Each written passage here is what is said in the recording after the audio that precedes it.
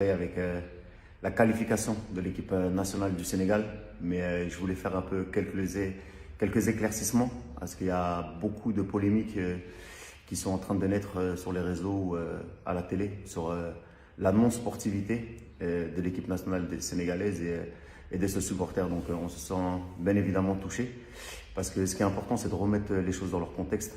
On est là en train de dire que les Sénégalais ont mal accueilli l'Égypte, ils ont été antisportifs avec les lasers.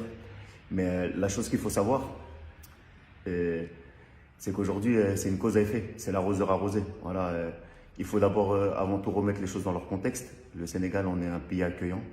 On nous connaît pour notre hospitalité, pour notre teranga.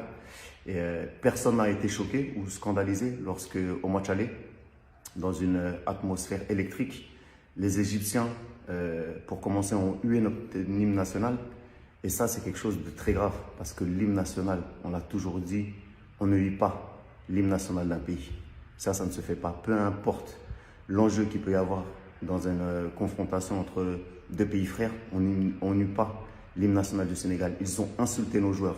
Si vous voulez, on va vous ressortir les vidéos où ils ont insulté Sadio Mané, où ils ont insulté notre entraîneur, où ils ont, pendant tout le match, été antisportifs avec des lasers sur le visage de nos joueurs. Il y a beaucoup d'images qui ont été diffusées. Sur le but hors jeu qui a été marqué par Mohamed Salah, il y a eu beaucoup d'injustices.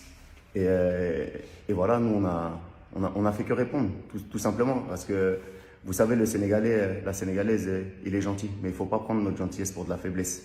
Parce que, vous savez, c'est comme l'histoire de cet enfant à l'école qui va être gentil et qui va tout le temps se faire malmener par celui qui fait un peu le dur, il le tape.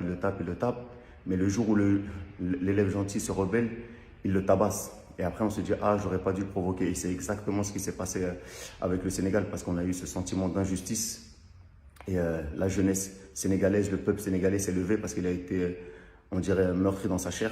Et donc voilà, il y a quelque chose qu'on n'a pas accepté. Et pour vous dire que ce n'est pas dans l'ADN et dans les gènes des supporters sénégalais de se comporter de la sorte. C'est des choses qu'on n'a pas envie de voir sur un terrain de football. Mais voilà, on a été éduqués de telle sorte que lorsqu'on prend une claque, on ne tend pas l'autre joue, hein, on se défend. Et voilà, on s'est défendu avec les mêmes armes qu'eux. Mais voilà, ils l'ont pas accepté.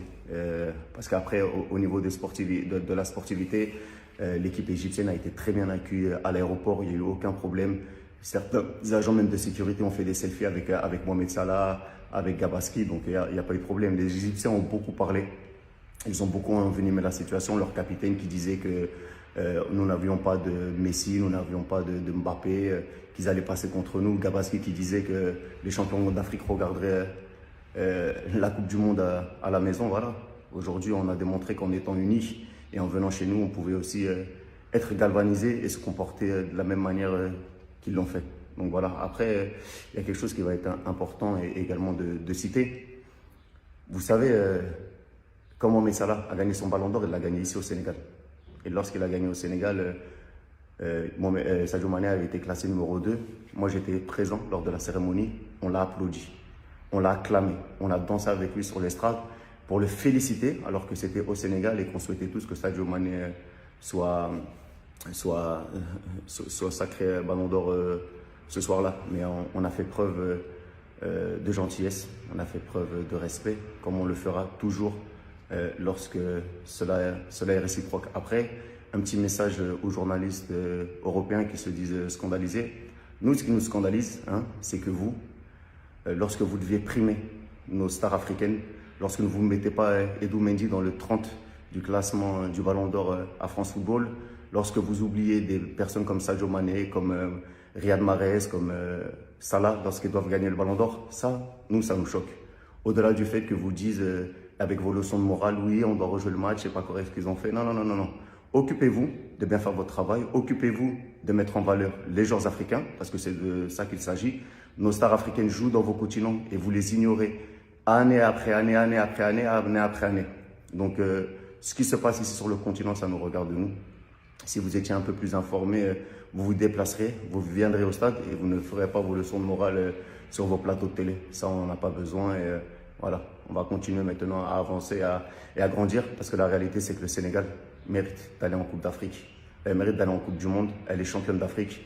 Elle a démontré lors des 3 rencontres face à l'Égypte qu'on était la meilleure des 2 nations sur le terrain. Parce que les actes antisportifs, c'est l'Égypte qui l'a fait pendant les 3 rencontres.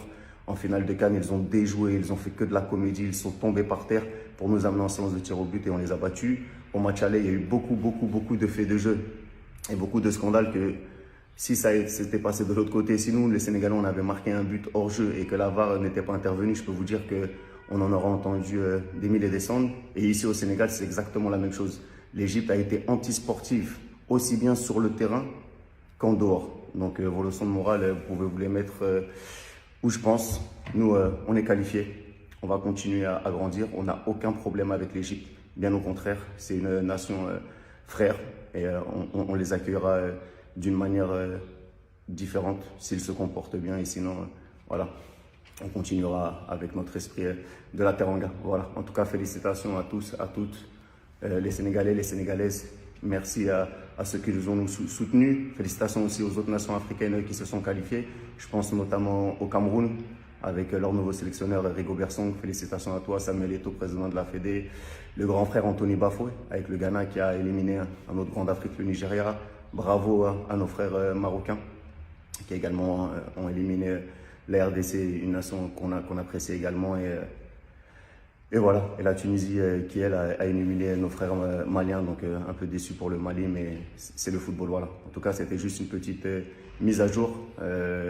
Voilà, on récolte ce que l'on sème.